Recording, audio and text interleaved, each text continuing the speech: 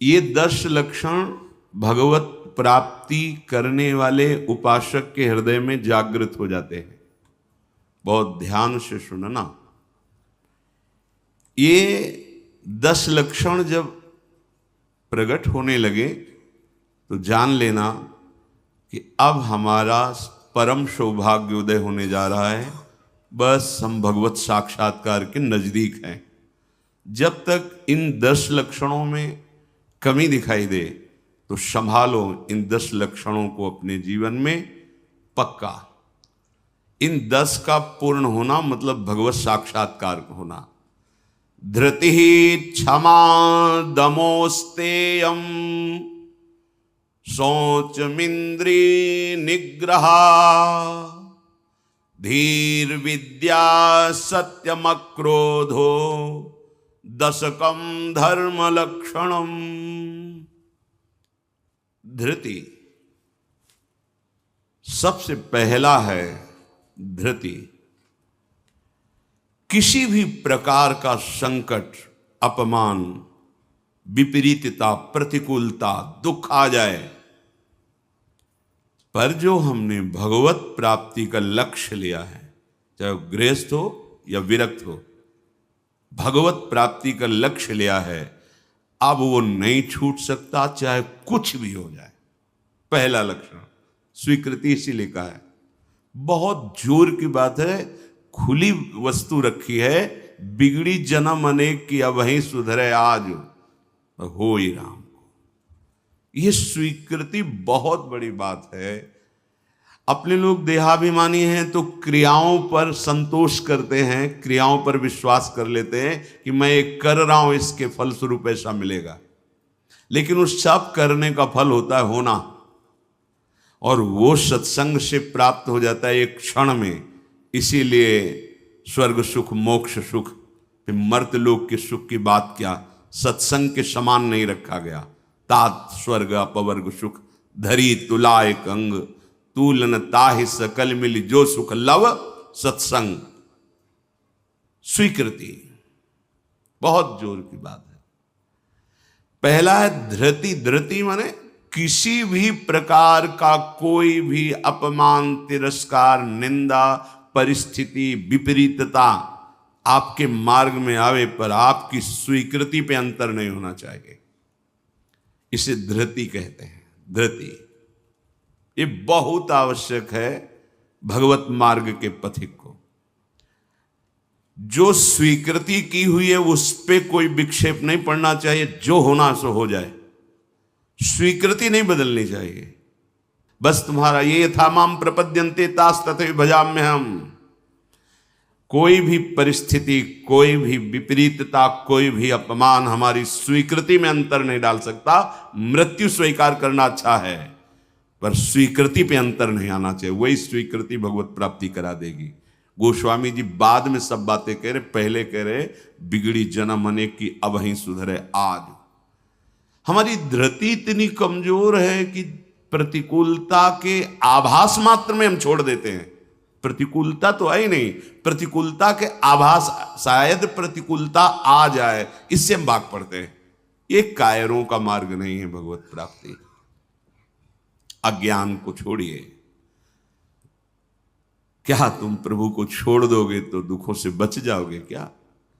जो कछ लिखा लिलाट दुख सुख देह संग, भुगते गो जहां जाएगो या सिद्धांत अभंग। या सिद्धांत अभंग तजत क्यों धीरज प्राणी। यही धृति। तजत क्यों धीरज प्राणी, वृंदावन परिहरे प्रिया प्रीतम रजधानी। स्वामिनी जी के महल को, स्वामिनी जी के चरण आश्रय को छोड़कर तुच्छ विषयों की तरफ कदम बढ़ा देना, स्वीकृति आपकी बहुत कमजोर है। बिगड़ जाएगा, ये जन्म बिगड़ जाएगा। पता नहीं किस युग में ये स्वीकृति का अवसर मिलेगा कि नहीं मिलेगा। कितना भी संकट आवे, धैर्य नहीं छोड़ना। सब कुछ सहना है, राधा राधा कहना है। नियम बना लो, जीत जाओगे। काल पर भी विजय प्राप्त कर लोगे। विश्वास करो, ये मंत्र मान लो, सब कुछ सहना है, राधा राधा कहना, राधा राधा। आपको सराहेंगे, आपको चाहेंगे, आप जो मर्जी आवे सो करो। सराहेंगे आपको, कोसेंगे नहीं, आपको सराहेंगे और आपको ही चाहेंगे। हम आपसे तन मन प्राण सर्वस्व समर्पित करके प्रेम करते हैं। ये प्रेम मार्ग की बात। भगवत प्राप्ति करना है तो पहली बात है ये धृति, ये धैर्य रखो। ये नहीं देखा जाता, धैर्य नहीं दिखाई देता, धैर्य नहीं। जरा सा विचलता हुई भाग पड़े। कहां भागोगे? जिधर भाग के जा रहे उधर तो विचलता का समुद्र है। यहां तो विचलता तुम्हें अविचल स्थिति प्रदान करने के लिए है। यहां का भय तुम्हें निर्भय पद प्रदान करने के लिए है। और इस भय को स्वीकार करके भाग रहे हो तो महाभयावह प्रवाह है संसार का, बहते चले जाओगे। अभय होए जो तुम्हें डेराई। धृति, जो धृतिवान है, लौकिक पारलौकिक सारी संपत्तियां उसके चरणों में झुकने लगती हैं। देख लो, शब्द पर ध्यान दो। जो धृतिवान है, धैर्यवान है, हर कष्ट सहता है, तो आगे जो मार्ग है बोले लौकिक और पारलौकिक सारी संपत्तियां उसके चरण चूमती हैं, क्योंकि वो धैर्यवान है। अगर धृति नहीं है तो परमार्थ का भेष भले हो, परमार्थ की स्थिति नहीं होगी। इसीलिए भगवान कपिल देव जी ने माता देवती जी से कहा, जो आसक्ति संसार के बंधन का कारण है, वही आसक्ति यदि महात्माओं के चरणों में हो जाए तो मोक्ष का खुला हुआ द्वार है। तो वो महात्मा कैसे होते? तो सबसे पहला शब्द था तितिक्षवहा, मतलब महान सहनशील होते हैं संत जन। तितिक्षवा, यहां धृति, ऐसा धैर्य कि कोई भी विचलित ना कर सके।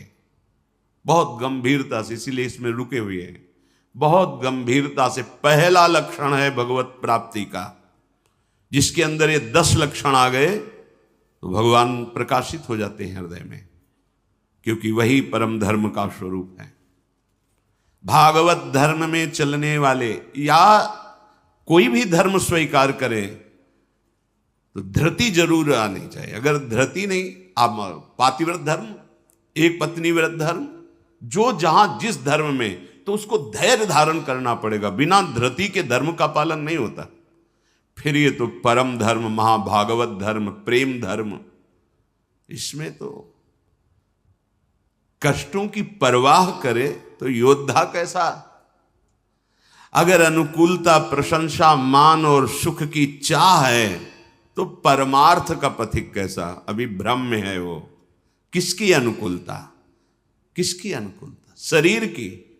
चाहे जितना अनुकूलता देते रहो, ये नष्ट होगा। इसकी अनुकूलता नहीं। श्री कृष्ण अनुकूल लेन, श्री कृष्ण की अनुकूलता को देखो कि हमारे शरीर, मन, वाणी, चेष्टा प्रभु के अनुकूल हो। उसके लिए तुम धैर्यवान बनो। चाहे जितनी निंदा हो, अपमान हो, तिरस्कार हो, संकट आवे, विपत्ति आवे, परवाह नहीं। तो हर विपत्ति संपत्ति बन जाएगी।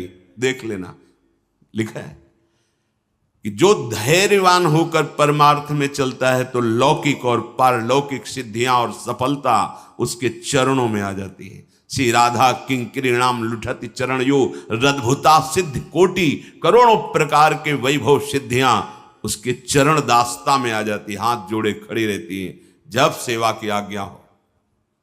दूसरी बात है, दूसरा लक्षण है क्षमा। अपने साथ कोई बुराई कर रहा है, भगवत प्राप्ति करनी तो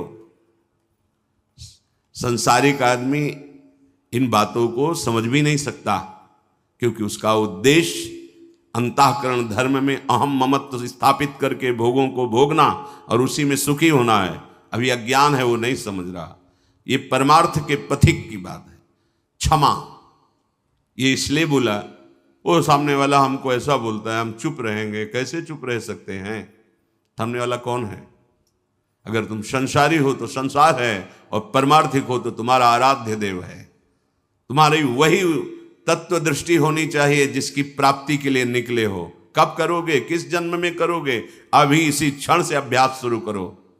क्षमा, अपने साथ बुराई करने वाले को दंड देने या दिलाने की पूरी शक्ति होने पर भी, दंड देने या दिलाने की आज्ञा करते ही विध्वंस मच जाएगा, ऐसा होने पर भी ना तो शरीर से दंड दे, ना वचन से दंड दे, ना किसी से प्रेरित करके दंड। हम तो नहीं करेंगे, पर तुम देखो, तुम हमारे शिष्य हो, हम तो सह गए, तुम्हें नहीं सहना चाहिए, जाओ। तो बात एक ही हो गई, बात एक ही हो गई। आप उसको दंड देना चाहते तो आपके अंदर क्षमा बल नहीं है। करत जे अनशहन निंदक तिनहु पे अनुग्रह। ना इस लोक में तुम्हें दंड मिलेगा और ना परलोक में दंड मिलेगा। मेरे अपमान, मेरे निरादर, मेरी निंदा, मेरे तिरस्कार का तुम्हें कहीं दंड ना मिले। तुम्हारी बुद्धि शुद्ध हो, स्वस्थ रहो और भगवान प्रसन्न हो। ये है परमार्थ के पथिक का हृदय। विचार करो, जो अनशहन करके निंदा कर रहा है, अपमान कर रहा है, तिरस्कार कर रहा है, उसके लिए ठाकुर हरिदास जी के कोड़े पे कोड़े वो बरसा रहे निर्दयी और कह रहे हरि बोल कहता है। तब ऐसी पीड़ा में भी मुस्कुरा के कहते हैं भगवान बड़े कृपालु हैं, तुम्हारा मंगल करेंगे, क्योंकि तुमने भी कहा हरि बोल हरि बोल। तो ये दो अक्षर हरि नाम